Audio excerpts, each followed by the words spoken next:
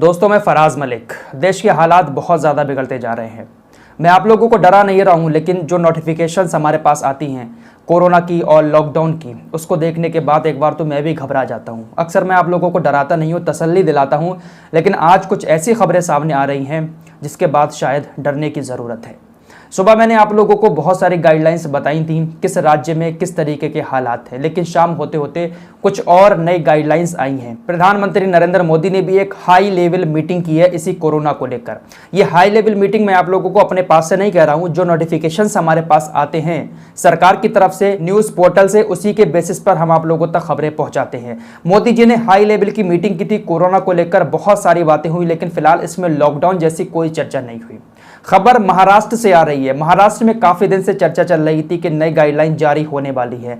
महाराष्ट्र सरकार ने नई गाइडलाइन जारी कर दी है। ध्यान से सुनिएगा महाराष्ट्र वालों, सोमवार से रात 8 बजे से सुबह 7 बजे तक नाइट कर्फ्यू लगेगा महाराष्ट्र के अंदर। 30 अप्रैल तक ये नाइट कर्फ्यू जारी रहेगा। इसके अलावा वीकेंड पर लॉकडाउन का भी ऐलान किया गया है। सैटरडे संडे हफ्ता इतवार का लॉकडाउन रहेगा महाराष्ट्र के अंदर, और ये गाइडलाइन 30 अप्रैल तक के लिए लागू की गई हैं। रात 8 बजे से सुबह 7 बजे तक नाइट कर्फ्यू रहेगा। ऐसे में अब होटल मालिकों को काफी ज्यादा दिक्कत आने वाली है। प्रदर्शन भी किया था होटल मालिकों ने अभी 2 दिन पहले सरकार के खिलाफ कि लॉकडाउन नहीं लगना चाहिए, लेकिन नाइट कर्फ्यू से भी होटल मालिकों को काफी परेशानी का सामना करना पड़ेगा, क्योंकि रात को ही ज्यादातर होटलों का काम होता है, खाने पीने का भी और रुकने का भी। तो होटल मालिकों को इससे काफी ज्यादा नुकसान उठाना पड़ेगा। दूसरी खबर आ रही है, दिल्ली एम्स के डायरेक्टर डॉक्टर रणदीप गुलेरिया ने एक बहुत बड़ी बात कह दी है। इनकी तरफ से जब भी कोई बयान आता है तो अक्सर इंसानों को डरा ही जाता है। डॉक्टर रणदीप गुलेरिया लगातार इस टॉपिक पर बात करते रहे कोरोना को लेकर, लेकिन जब भी कोई बयान आता है तो घबराहट ही महसूस होती है इनके बयान को सुनने के बाद। अब इन्होंने एक नया बयान दिया है, और इनका बयान कोई हल्का नहीं है। इनका बयान को सीरियस लेने की जरूरत है, क्योंकि ये सरकार द्वारा बनाई गई कोविड टास्क फोर्स के अहम सदस्य हैं, तो सरकार इनकी बात पर बहुत ज्यादा गौर फरमाती है। तो इन्होंने कहा है कि जिस तरीके से कोरोना की रफ्तार बढ़ रही है, ये पिछले साल से ज्यादा खतरनाक है, और पिछले साल से ज्यादा केसेस आएंगे इस अप्रैल के महीने में। इसको रोकने के लिए मिनी लॉकडाउन लगाना ही पड़ेगा। लॉकडाउन नहीं, मिनी लॉकडाउन।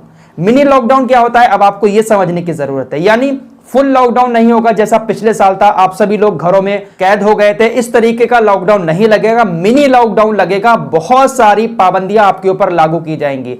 डॉक्टर गुलेरिया ने कहा है कि मिनी लॉकडाउन लगाना ही पड़ेगा अगर देश को कोरोना से बचाना है, इस दूसरी लहर से बचाना है। तो सरकार इनकी बात पर तवज्जो जरूर देगी, क्योंकि ये अहम सदस्य हैं टास्क फोर्स के। ऐसा लग रहा है जैसे कोरोना की रफ्तार पिछले साल से भी ज्यादा है। एक दिन में तकरीबन 1 लाख केसेस आने शुरू हो चुके हैं, और कहा जा रहा है कि अप्रैल में हालात बहुत ज्यादा बिगड़ने वाले हैं। तो ऐसे में डॉक्टर गुलेरिया ने एक मशवरा दिया है सरकार को कि मिनी लॉकडाउन लगाना ही पड़ेगा। अब देखते हैं कि सरकार इनकी बात पर कितनी तवज्जो देती है। फिलहाल संपूर्ण लॉकडाउन की कोई भी बात नहीं कर रहा है, क्योंकि अर्थव्यवस्था काफी ज्यादा चौपट हो गई थी।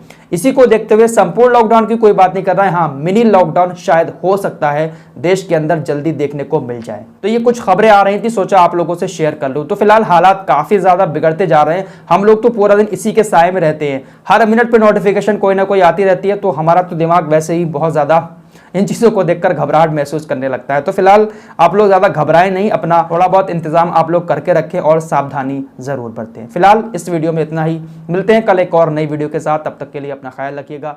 जय हिंद, जय भारत।